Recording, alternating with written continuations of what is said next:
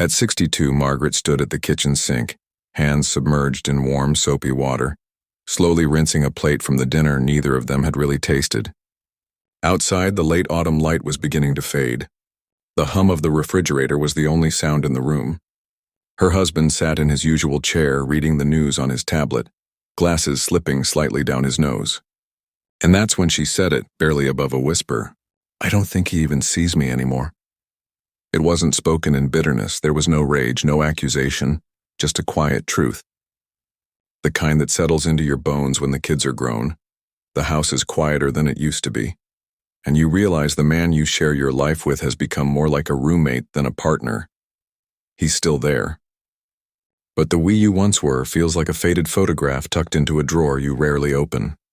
Margaret wasn't looking for drama. She wasn't asking for flowers or grand gestures.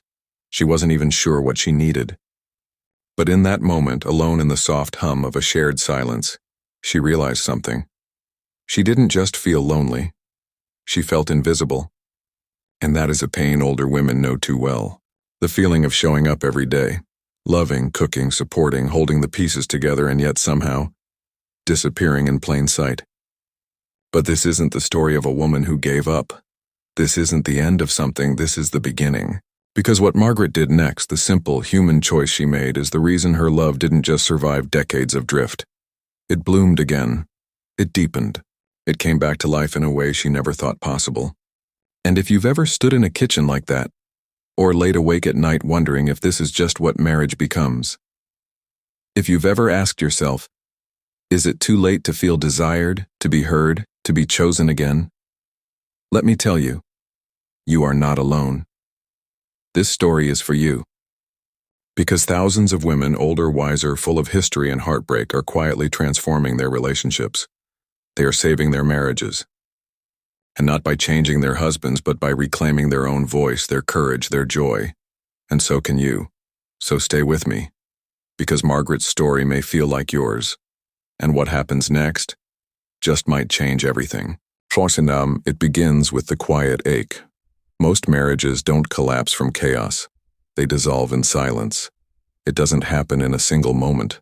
There's no grand betrayal, no fiery argument. It happens in the small things, the unanswered questions, the conversations that shrink to logistics. What time is your appointment tomorrow? Did you remember to pay the electric bill? Don't forget we have dinner with the kids next Sunday. Margaret had been married to James for 38 years. They'd raised 3 children. They'd celebrated birthdays, buried parents, paid off a mortgage, and survived illnesses, together. On paper, their life looked solid. From the outside, maybe even enviable. But the truth was this: they were living parallel lives. They still sat down for dinner each night. They still watched television together, Jeopardy mostly, and the news. They still slept in the same bed. But somewhere along the way, the intimacy had faded. Not just physical intimacy, emotional presence, the sense of being seen, known, cherished. Margaret often felt lonelier sitting beside James than when she was physically alone. And that's the kind of loneliness that stings the most. The kind where someone is in the room, but it feels like they're a million miles away. And it wasn't just James's fault.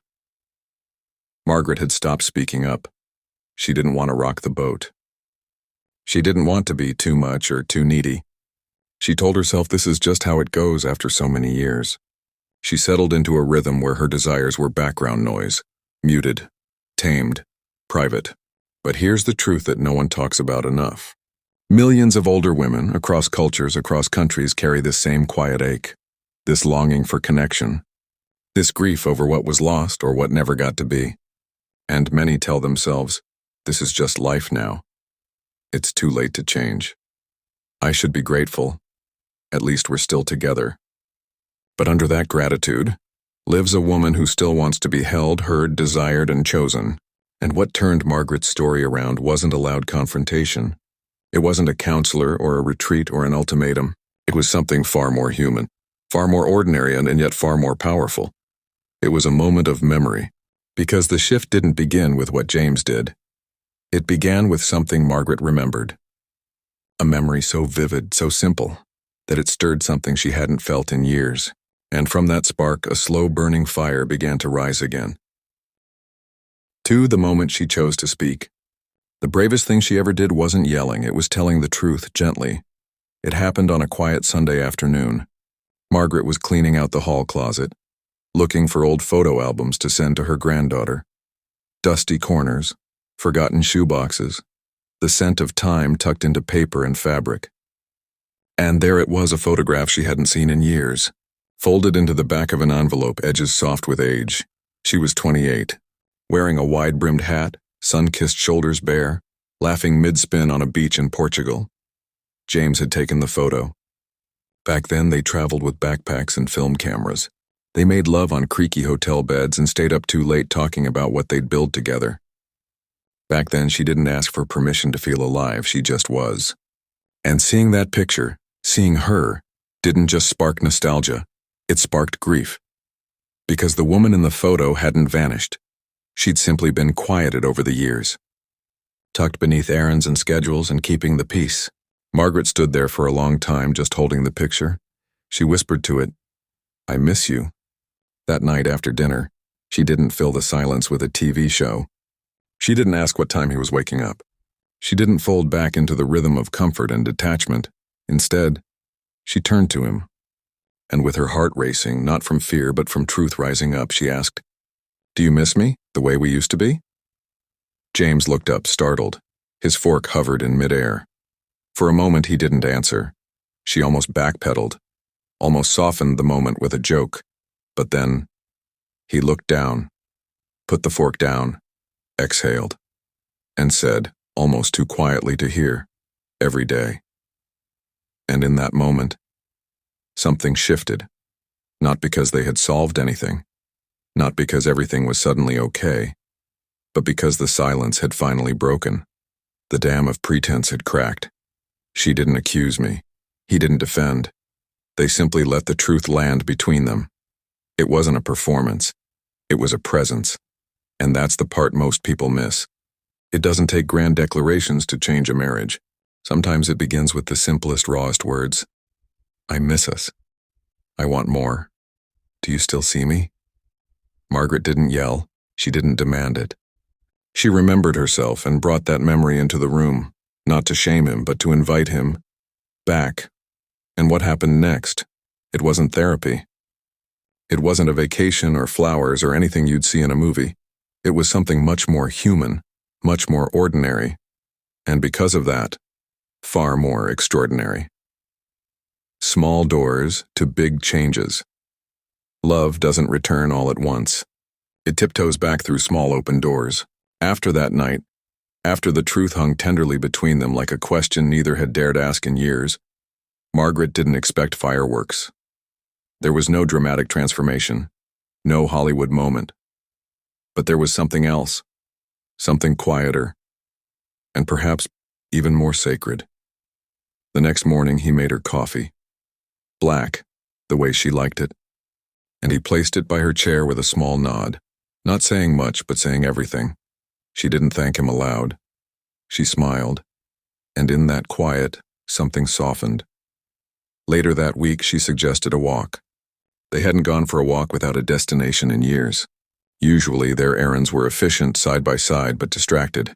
One checking lists, the other checking time. But this was different. Just a walk, no phones, no plan. Just footsteps, just air, just them. They didn't say much at first. Then they did. They talked about the neighbors, the dog, the trees. And slowly, almost imperceptibly, something deeper began to stir. One evening, as the sky pinked above them, Margaret reached for his hand. He didn't pull away. And then, one small door at a time, more light began to slip through the cracks. Margaret found her old journal in a drawer. It was leather-bound, pages yellowed with time. She began writing again, not for anyone else, just for herself. Raw, vulnerable entries, poems, scattered thoughts. Sometimes just one line, "I still want to be seen." She left the journal open once on purpose, and he read it. Not all of it. Just enough. Enough to realize she wasn't trying to hurt him. She was trying to show him he didn't say much. But that weekend he made his famous Sunday chili. He hadn't cooked in a long time, not like that. Not with music on and sleeves rolled up, asking her to taste the broth the way he did when they were first married. And she laughed, and he smiled at the sound. They weren't fixing something broken. They were watering something that had gone dry. They were dusting off corners of themselves that had grown quiet, not dead, just dormant. They were letting the echo of who they used to be lead them toward who they still could be. And every little gesture, every shared glance, every rediscovered memory wasn't a repair. It was a reconnection. Tiny, human-sized acts of hope. And yet, with all this quiet progress, Margaret still carried a question, a fear. What if it wasn't enough? What if he liked this new piece but no longer loved her? And then came the moment Margaret feared the most. A moment that would challenge everything they'd been rebuilding. But instead of breaking what they'd begun to heal, it changed everything. First, facing the real regret. The deepest pain wasn't what he did. It was what she stopped asking for. One evening, as they sat together in the living room, lamplight low, an old jazz record playing in the background, Margaret found herself staring at him, really seeing him.